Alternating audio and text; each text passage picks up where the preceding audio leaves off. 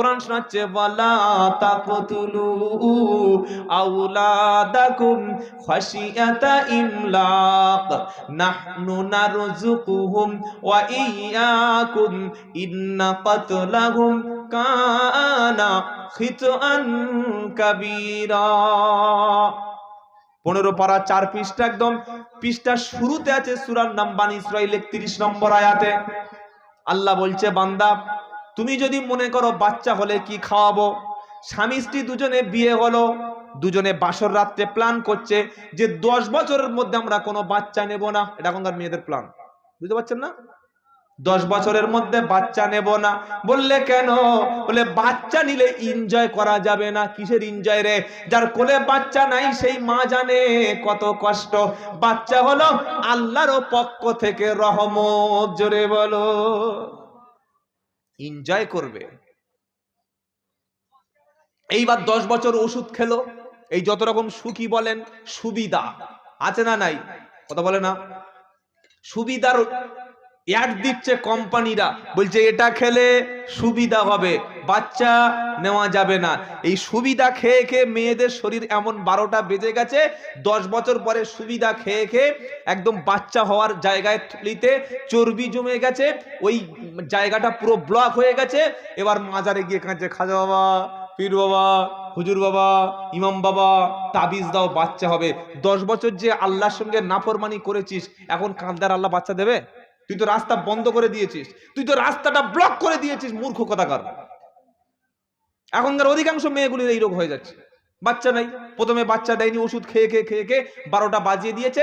5 বছর 10 বছর পরে মেডিকেল টেস্ট, চেক আপ, এই কি বলেন আপনার ছেলেদের মানে শুক্র কিট টেস্ট করে, মেয়েদের সব টেস্ট করে ডাক্তার বলছে যা হওয়ার হয়ে গেছে, বাড়ি চলে যাও। এখন কাঁদছে, আল্লাহ কি করব? এবার স্বামী একটা দ্বিতীয় বিয়ে করে এনেছে, এটা এখন তাহাজ্জুদ পড়ছে, আল্লাহ গো, আল্লাহ আমার একটা দাও। আল্লাহ বলছে চুপ, আল্লাহর সাথে নাফরমানি করার শাস্তি এটা, আল্লাহর সাথে নাফরমানি শাস্তি, আল্লাহ শাস্তি দুনিয়া দেবে।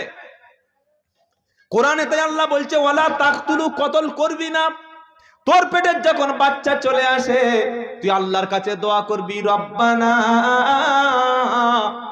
হাবলানা মিন আজওয়াজিনা ওয়া দুররিয়াতিনা কুররাতা আয়ুন ওয়াজআলনা লিল মুত্তাকিনা ইমামা। সকলে বলুন আমিন। এটা 19 পারা 5 পৃষ্ঠা, একদম 12 নম্বর লাইনে সূরা ফুরকানের শেষ অংশের আগের আয়াতে আল্লাহ পাক শোনাচ্ছে, হে যুবক, তুমি নেককার স্ত্রীর জন্য দোয়া করো। যুবকদের বলছি শোনো, এই বাজারি মেয়ে কখনো বিয়ে করবে না, জীবনে তোমার সুখ দেবে না। এরা সাজবে ভালো, কিন্তু ভাড়া ভাইয়ের জন্য সাজবে, নন্দায়ের জন্য সাজবে, বিয়ে বাড়িতে সাজবে, পরপুরুষকে দেখানোর জন্য সাজবে, সবার মুখের দিকে তাকিয়ে হাসবে, তোমার দিকে হাসবে না। কারণ এরা 12টা কাস্টমারের মুখ দেখে অভ্যাস হয়ে গেছে, একটা স্বামীতে যখন কখনো এরা সন্তুষ্ট হবে না। এবার নবীর স্ত্রী আর নবীর বেটি কলিজার টুকরা মা ফাতেমা, তার জীবনীটা শোনেন আর বর্তমান মেয়েদের সঙ্গে একটু কম্পেয়ার করেন, কাকে বিয়ে করতে যাচ্ছেন। ছেলেরা মনে করছে যে সুন্দর মেয়ে পেয়ে গেছি, বুকে ওন্না নেই, জিন্সের প্যান্ট পরে মেয়েরা এসেছে বাজারে, কি বুঝলেন, আছে না নাই? হাতে একটা স্মার্টফোন, ঠোঁটে লিপস্টিক, মুখটা পুরো সাদা। ছেলেরা মনে করছে চাঁদ পেয়েছি আসমানের। তাড়াতাড়ি মালটাকে পটিয়ে নিয়ে 3 মাসে বিয়ে করে নিয়েছে, লাভ ম্যারেজ, বাপ জানে না, মা জানে না। এবার অশান্তি শুরু হয়ে গেল, মোটে স্বামীকে পাত্তাই দেয় না। কারণ ভাঁড়ের মধ্যে যদি তরকারিতে যদি ঝাললা হাঁড়ির তরকারি হয়, ওতে দুধ দিলেও খেলে কিন্তু বাচ্চার পেট জ্বালা করবে। কি বলছেন বলেন, জোরে বলেন। আব্দুল কাদের জিলানী রহমতুল্লাহ আলাইহি যে মায়ের পেটে এসছে, ওই পেটটা হচ্ছে, ওই মা হলো একজন জান্নাতি মা, জোরে বলেন। ইমামে আজম আবু হানিফার মা ছিলেন কোরআনওয়ালা। খাজা মঈনুদ্দিন চিশতি রহমতুল্লাহ আলাইহি তিনি যে মায়ের পেটে এসেছেন, ওই মা হলো কোরআনওয়ালা মা। মুজাদ্দেদ জামান আবু বকর সিদ্দিক রহমতুল্লাহ আলাইহি, তার মায়ের নাম হলো মুহাব্বাতুন নিসা। সুবহানাল্লাহ বলতে ইচ্ছা করে না? তিনি যে মায়ের পেটে এসেছেন, ওই মা কখনো তাহাজ্জুদের নামাজ কাজা করতো না। ওই মায়ের শরীরের মুখ পৃথিবীর কোনো পুরুষকে দেখায় নাই, ওই মায়ের পেটটা পৃথিবীর কোনো পুরুষ জানে না। আর এখন বাজারে গিয়ে ঘুরে এসো, যত মেয়ে শাড়ি পরে ঘুরছে অধিকাংশ পেট দেখানোর প্রতিযোগিতা চালাচ্ছে। কারোর বুকে ওন্না নাই, এখান থেকে সাদা চামড়া দেখাচ্ছে। ডিসপ্লে যদি হয় ভিতরের ফাংশন কত ভালো। ছেলেরা দেখছে আর খালি জিভ থেকে লাল পড়ছে, আরে কি মাল যাচ্ছে। এর পেটে কখনো বড় পীর আসবে? জোরে বলো। খাজা বাবা আসবে? আসবে? সুফি ফতেহ আলী ওয়াইসি হুজুর আসবে না। আমার নবীর বেটি আম্মা জান ফাতেমা রাদিয়াল্লাহু তাআলা আনহা, হযরত আলী রাদিয়াল্লাহু তাআলা আনহু, তার সঙ্গে যখন বিয়ের কথাবার্তা হয়ে গেল, বিয়ে যখন হয়ে গেল, ফাতেমা এত ধার্মিকা ছিলেন, সব সময় ডেকে বলতেন, স্বামী আপনার চাইতে যদি আগে মারা যাই আমি, কখনো আপনি ছাড়া অন্য কাউকে গোসল দিতে দেবেন না, কাউকে আমার লাশ দেখতে দেবেন না। আমি মারা যাওয়ার পর কাফন আপনি পরাবেন, রাত্রেবেলা দাফন করবেন, কোনো মানুষকে খবর দেবেন না। একবার জোরে বলুন সুবহানাল্লাহ। চারটে নারী জান্নাতের সর্দার বানিয়ে দিয়েছে আল্লাহর নবীর জবান দিয়ে বলেছে। নাম্বার 1, নিকৃষ্ট শাসক ফেরাউন, তার স্ত্রী আসিয়া জান্নাতি মেয়েদের সর্দার। নাম্বার 2, ঈসা আলাইহিস সালামের আম্মা জান মারিয়াম জান্নাতি রমণীর সর্দার। নাম্বার 3, আল্লাহর নবীর স্ত্রী, প্রথমা স্ত্রী আম্মাজান খাদিজা রাদিয়াল্লাহু তাআলা আনহা। নাম্বার 4, এই খাদিজার গর্ভে যিনি এসেছিলেন নবীর কলিজার টুকরা মা ফাতেমা রাদিয়াল্লাহু তাআলা আনহা। এই 4 জন নারী হলেন জান্নাতি রানীদের সর্দারিনী। সুবহানাল্লাহ বলতে ইচ্ছা করে না? এই রকম স্টেপ ফাতেমার সব সময় ডেকে বলতেন, স্বামী আমি কেন বলেছি আপনি গোসল দেবেন জানেন? কেন বলেছি জানেন? কারণ মেয়েরা মারা গেলে মেয়েরা গোসল দেয় নাকি বেটা ছেলেরা? কথা বলে না। মেয়েরা মারা গেলে মেয়েরা গোসল দেবে। তবে শুনে রাখেন স্বামী, আমি মারা যাওয়ার পর পৃথিবীর কোন মেয়েদেরকে ডেকে গোসল দেবেন না। তার কারণ হলো, আমাকে রাত্রেবেলা কোনো মেয়ে ছেলে যখন গোসল দেবে, পরদিন সকালে ওই মেয়েটা স্বামীর কাছে গিয়ে বলবে, জানো স্বামী, নবীর বেটি আম্মা জান ফাতেমা, তার শরীরটা এই রকম ছিল, দেখতে এমন ছিল, চুলগুলো এমন ছিল, চেহারাটা এমন ছিল। এই রকম বর্ণনা যখন দেবে, পৃথিবীর অন্য পুরুষ স্ত্রীর কাছ থেকে ফাতেমার পরিচয় পেয়ে যাবে। সেজন্য আমার বিয়ের আগ পর্যন্ত আমার চেহারাটা, আমার হাত কেমন, আমার চেহারাটা কেমন, আমার শরীরটা কেমন, কোন নারীকে দেখতে দিইনি। পুরুষ তো দূরের কথা, আমার ইন্তেকালের পরে আমার চেহারাটা যেন কোনো নারী না দেখে। এই রকম একটা পর্দাওয়ালা মেয়ে আপনি তৈরি করুন, আপনার ওই মেয়ের পেটে আল্লাহ আল্লাহর ওলি দেবে। বলুন সুবহানাল্লাহ। সন্ধ্যা থেকে সিরিয়াল দেখে দেখে চোখ লাল হয়ে গেছে, তবে মেয়েরা ঘুমোচ্ছে, এশার নামাজ উড়িয়ে দিয়েছে, আর এর পেটে বাচ্চা এসছে। ডাক্তার বলছে 7 মাস পুরো ফুল বেড রেস্ট। কেন, কাজ করলে মরে যাবি? তো শাশুড়ি তো 14টা বাচ্চা দিয়েছে, জন্ম দিয়েছে, কইছে মরে যায়নি তো। তো 14 যদি বেড রেস্ট করলে শরীর ভালো থাকে, বাচ্চা যদি ক্ষতি না হয়, তো তাহলে পেট কাটতে হলো কেন? কি বলছেন আপনারা বলেন?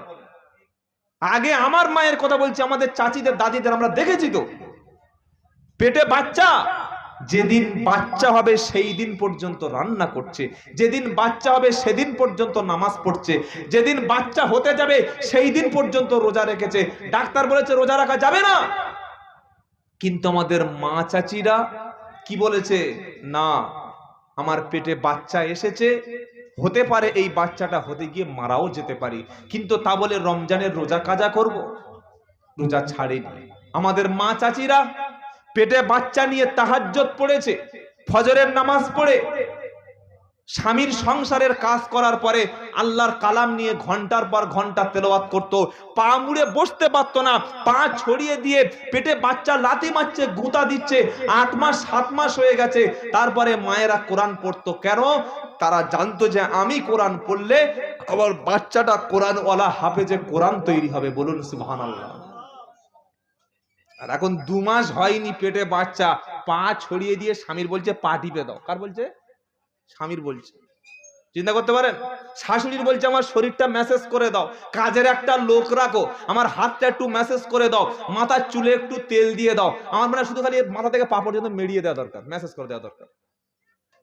আল্লাহর দিকে ভরসা নেই তো, নামাজ ছেড়ে দিয়েছে, বলে না না না ডাক্তার মানা করেছে। কি মানা করেছে? বলছে ওঠা নামা করা যাবে না। ওঠা নামা করলে কি হবে? বলে বাচ্চাটা মারা যাবে। তো শাশুড়ি মারা গেছে, তার তো 14টা বাচ্চা, সে তো 14 হাঁড়ি রান্না করেছে 12 কেজি চালের, সে বাচ্চাগুলো মরেনি তো। আল্লাহর দিকে ভরসা নাই। গরুর সিজার লাগে? লাগে না। কুকুরের 8টা বাচ্চা হচ্ছে, দেখেছেন কোন কুকুর সিজার করে বাচ্চা বার করছে? দেখেছেন? কথা বলে না। তো তোমার এত লাগছে কেন? হ্যাঁ প্রয়োজন আছে। এমন একটা কঠিন সিচুয়েশন যদি তৈরি হয়ে যায়, খুব উন্নত মানের প্রশিক্ষণ প্রাপ্ত এমবিবিএস গাইনোকোলজিস্ট ডক্টর যদি বলে যে হ্যাঁ এইরকম একটা সিচুয়েশনে সিজার করতে হবে, সেটা ভালো। এখন বাচ্চা হওয়ার আগের দিনে হসপিটালে গিয়ে শুয়ে আছে, খালি বলছে আমার পেটটা কেটে মালটা বার করে দাও। আল্লাহর উপরে ভরসা কোথায়? কিভাবে সন্তান ভালো হবে? ইব্রাহিম আলাইহিস সালামের পেটে, তার স্ত্রীর পেটে বাচ্চা আসবে, তিনি দোয়া করছেন রব্বি হাবলি মিনাস সালিহিন। 23 পারা সূরা সফফাতে 99 নম্বর আয়াতে ইব্রাহিম নবী দোয়া করছে রব্বানা, আমার সন্তানটাকে আপনি নেক সলে সন্তান দান করুন। জোরে বলেন। জাকারিয়া নবী 80 বছর বয়স হয়ে গেল, বাচ্চা নাই। উনিও কি দোয়া করছে? হুনালিকা দাআ জাকারিয়া রাব্বা ক্বালা রাব্বি হাবলি মিন লাদুনকা যুররিয়াতান তাইয়্যিবা। এই বক্তব্য শুনছেন মেয়েরা কিন্তু গালাগালি করছে আমার, বুঝলেন? কি করছে না? দেলোয়ার ভাই বলছে না, একবার উপরে গিয়ে খবর নাও। বলছে কে কে ধরে আনলো, এসব কথা শোনে মেয়েরা? শোনে না। আমার মায়েরা, আপনারা ভালো হলে সমাজ পাল্টে যাবে। একটা মা ভালো হলে তার পুরো ফ্যামিলিটা ভালো হয়। সেজন্য ভালো একটা মা, ভালো একটা মেয়ে, দিনদার পরেশগার মেয়ে ছাড়া আপনি বিয়ে করতে যাবেন না। আপনার ছেলের বিয়ের সময় আপনার ডিমান্ড থাকবে যে একটা শিক্ষিতা নারী দরকার, পরেশগার নারী দরকার, কোরআন জানে, দিন ইসলাম আছে, পর্দা আছে, পরেশগার ভদ্র, তাকে বিয়ে করবেন। আমরা তো পয়সা পেলেই ভুলে যাই। 3 লাখ টাকা দেবে বলেছে, ব্যাস ও কোন গোয়ালের গরু দেখার দরকার নেই, চলে এসেছে। 5 লাখ টাকা দেবে বলেছে, 5 বিঘে জমি দেবে বলেছে, চরিত্র আছে কি না, এই মেয়েটার বংশ কেমন, পড়াশোনায় কি আছে, নামাজ পড়ে কি না, জানার দরকার নেই। চল 10 বিঘে জমি মানে এখন 14 পুরুষ বসে বসে খাবো, এটা কিন্তু ঠিক না। হযরত জাকারিয়া নবী দোয়া করছেন বাচ্চার জন্য। কোরআন হুনালিকা দাআ জাকারিয়া রাব্বা ক্বালা রাব্বি হাবলি মিন লাদুনকা যুররিয়াতান তাইয়্যিবা ইন্নাকা সামিউদ দুআ। 3 নম্বর পারায় 1 নম্বর লাইন, সূরা আল ইমরানের 38 নম্বর আয়াতে আল্লাহ পাক শোনাচ্ছে, জাকারিয়া নবী বৃদ্ধ হয়ে গেল, 80 থেকে 84 বছর বয়স, বাচ্চা নাই। জাকারিয়া নবী দোয়া করছে আল্লাহ হুনালিকা দাআ জাকারিয়া রাব্বা। জাকারিয়া নবী বলছে কি জানেন? হুনালিকা দাআ জাকারিয়া রাব্বা ক্বালা রাব্বি হাবলি মিন লাদুনকা যুররিয়াতান তাইয়্যিবা। আয় আল্লাহ, আমাকে একটা পবিত্র নেক সন্তান আপনি দান করুন। জোরে বলুন। দোয়া করা হয়ে গেল, দোয়া শেষ, জাকারিয়া নবী নামাজে দাঁড়িয়ে গেল, আর নামাজের মাধ্যমে জিব্রাইল এসে গেল, এসে বলছে ফানাদাতুহুল মালাইকাতু ওয়া হুয়া কাইমুন ইউসাল্লি ফিল মিহরাব আন্নাল্লাহা ইউবাশশিরুকা বিআহইয়া। হে জাকারিয়া, তুমি সন্তান চেয়েছো, তুমি আল্লাহর কাছে আওলাদ চেয়েছো, আমি আল্লাহ তোমাকে পুত্র সন্তানের সুসংবাদ দিলাম। ওই সন্তানের নাম আল্লাহ রেখে দিয়েছে ইয়াহইয়া। সন্তানের নাম রাখবে কে? আল্লাহ রেখে দিয়েছে। আপনার সন্তানের নামটা যেন সাহাবাওয়ালা নাম হয়, খাদিজা, আয়েশা, ফাতেমা, জয়নাব, রুকাইয়া, কুলসুম। কি বুঝলেন? এসব নাম এখনকার মেয়েদের আর পছন্দ না। খাদিজা নাম রাখে? সে পাড়ার বুড়িগুলো সব কোথায় কত খাদিজা ছিল। আয়েশা বলে না না না, সব আয়েশা পাশা চলবে না। কি নাম রেখেছিস মেয়ের? কি নাম রেখেছিস রে? বলছে শিফালি। হ্যাঁ হ্যাঁ, দীপালি, পূর্ণিমা, সাগরিকা, টুম্পা, ঝুম্পা, এইসব নাম রেখে কখনো লাভ হবে না। এদের দিয়ে সমাজে কোনো ভালো কাজ জীবনে করানো যাবে না। জাকারিয়া নবীর বাচ্চা হবে, আল্লাহ বলছে সন্তান হবে, নাম হলো ইয়াহইয়া। এবার জাকারিয়া নবী বলছে আল্লাহ কিভাবে হবে? ক্বালা রাব্বি আন্না ইয়াকুনু লি গুলামু ওয়া ক্বাদ বালাগানি আল কিবারু ওয়া ইমরাআতি আকির। জাকারিয়া আলাইহিস সালাম বলছে আল্লাহ কিভাবে হবে, কারণ আমার বয়স তো সেই আগের মতো নাই, 84, 85, 86, আর আমার স্ত্রী তো বাঁচা। বাঁচা বোঝেন তো, যাদের বাচ্চা বাচ্চা হয় না। কিভাবে হবে? আমি তো দাঁড়াতে পারি না, আমি বসতে পারি না, আমি অসুস্থ, বয়স হয়ে গেছে, আর আমার স্ত্রী বাঁচা। আল্লাহ পাক একটাই শব্দ সেদিন বললেন, কাদালিক, এভাবেই হবে যেভাবে বিনা পাপে আমি ঈসা আলাইহিস সালামকে তৈরি করেছি। জোরে বলেন। আমরা হলে তর্ক করতাম, আল্লাহ হবে, সত্যি হবে, আমি বুড়ো, আমার বউ বাঁচা, হবে হবে। কিন্তু নবী কি বলছেন? একটা কথা আল্লাহ বলে দিয়েছে, কাদালিক, এভাবেই হবে, যেভাবে আমি আল্লাহ তৈরি করব সেভাবে হবে। এই কথাই নবীর ঈমান মজবুত হয়ে গেছে। বাচ্চা নিতে যেন কেউ কোনোদিন মাজারে না যায়। অনেক মায়েরা মান্যত করে কোন পীরের কাছে যে খাজা বাবা বা পীর গোরাচাঁদ, মেয়েদেরকে মাজারে যেতে নিষেধ করেছেন স্বয়ং মুহাম্মদ সাল্লাল্লাহু আলাইহি ওয়াসাল্লাম। বলুন সুবহানাল্লাহ। মেয়েদের ঈমান নষ্ট হয় এই জায়গায়, বাচ্চা হয় না বলে বিয়ে করে 4 বছর 5 বছর চাদর নিয়ে, খাসি নিয়ে, মোরগ নিয়ে আল্লাহর ওলির কবরে গিয়ে বলছে, হে পীর গোরাচাঁদ, হে ঘুটিয়ারি গাজী বাবা, হে খাজা মঈনুদ্দিন চিশতি রহমতুল্লাহ আলাইহ, আপনি দয়া করে আমাকে একটা বাচ্চা দান করুন। এটা বলার সাথে সাথে সেই মুসলমানটা বেঈমান কাফের মুশরিক হয়ে যায়, কারণ সন্তান দেওয়ার মালিক একমাত্র কে? জোরে বলেন আল্লাহ।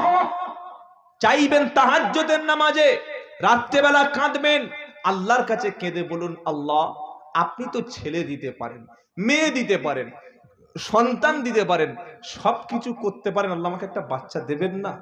আল্লাহ বলছে, দেখ, পৃথিবীতে দোয়ার দ্বারায় আমি আল্লাহ, মানুষের ভাগ্যটা শুধু দোয়ার দ্বারায় পরিবর্তন হয়। জোরে বলেন। যে ফাতেমা রাদিয়াল্লাহু তাআলা আনহার কথা শোনাচ্ছিলাম, ইন্তেকাল করার পর হযরত আলী রাদিয়াল্লাহু তাআলা আনহু তাকে গোসল দিলেন। কবরে যখন শুইয়ে দিয়েছে হযরতে আলী রাদিয়াল্লাহু তাআলা আনহু ফাতেমার মুখের কাছে মুখটা নিয়ে বলছে, ফাতেমা, সারা জীবন তোমার সাথে আর আমার কখনো দেখা হবে না। তোমাকে যেদিন বাপের বাড়ি থেকে, নবীর বাড়ি থেকে আমার বাড়িতে এনেছি, ভালো করে খাওয়াতে পারিনি, ভালো পোশাক দিতে পারিনি। তোমার সঙ্গে যদি কোনো বেয়াদবি হয়ে যায়, কিয়ামতের দিন যেন তুমি রাসূলুল্লাহর কাছে আমার বিরুদ্ধে কোনো নালিশ করো না। জোরে বলুন না সুবহানাল্লাহ। জলসা তো খুব দিয়েছো, আর সুবহানাল্লাহ তো খুব জোরে আমরা বলছি। নিজের বিবিটা ভুল করলে তো হাতা গুড়িয়ে মেরে ধুনে দিয়েছি। আমরা কি হযরত আলীর সঙ্গে হাসর আমাদের হবে? বিয়ে করে নিজেকে নবাব সিরাজউদ্দৌলা, রান্না করবে আমার বউ, জামা কাপড় কাচবে কে? পরের মেয়ে আমার স্ত্রী, মাথা টিপে দেবে কে? আমার স্ত্রী, বাচ্চা মানুষ করবে কে? আমার স্ত্রী। আমি জমিদার খালি তাস খেলবো আর বাড়ি এসে ভাত খাবো, ঘুমিয়ে পড়বো, এটাই আমার ডিউটি, তাই তো নাকি? স্বামী অসুস্থ হয়ে গেলে স্ত্রী খেদমত করে, কিন্তু আমাদের এই বর্তমান সমাজের কিছু অপদার্থ পুরুষ আছে, স্ত্রী অসুস্থ হলে বাপের বাড়িতে তুলে দিয়ে আসে। হ্যাঁ না না বলেন? এটা কখনো আদর্শ না, এটা কখনো আদর্শ না। আল্লাহর নবীর স্ত্রী অসুস্থ হলে নবী তাকে খেদমত করে জাতির জন্য, উম্মতের জন্য শিক্ষা দিয়েছে।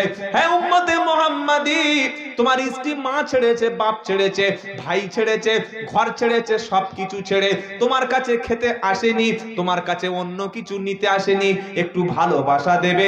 সে যদি কষ্টে পড়ে তুমি তাকে কষ্টের সঙ্গে কষ্টের সময় সান্ত্বনা দেবে। সে অসুস্থ হলে মাতার কাছে বসে চিকিৎসা করবে। সে যখন খুব কষ্ট পাবে তুমি তার কাছে বসবে আর তোমার স্ত্রীর জন্য হাত তুলে আল্লাহর কাছে দোয়া করবে। 42 বছরের আব্দুল গফফারের বাপ, 3 ছেলের বাপ, 42 বছর বয়সে বউ মারা গেছে, খানার দিন একটা মেয়ে তুলে নিয়ে বিয়ে করে চলে গেছে। খানার দিন এ হয় না গো, খানায় 14টা মেয়ে এসছে। এ বুড়ো তখন নিজের স্ত্রী মারা গেছে, 40 দিন হয়েছে, ভাবছে কোন মেয়েটা তুলি বন্ধু, কার তুলবো রে। দেখে সেটা বিধবা মা বলছে ওর যোগাযোগ কর। বলে ওই দুপুরে খানা হয়েছে আর রাতের বেলা আলু গোশ আর কিছু পটল আর মাছ আর চিংড়ি বেশি ছিল, ওই মাল দিয়ে 10টা লোক খাইয়ে ইমামকে দিয়ে ম্যানেজ করে বিয়ে করে নেছে। ওর প্রতি ভালোবাসা আছে তো? আমি বলছি না যে বিয়ে করবেন না, কিন্তু আপনার স্ত্রীর প্রতি আপনার যে মহাব্বত, আন্তরিকতা থাকার দরকার ছিল, সেটা কোথায় গেল?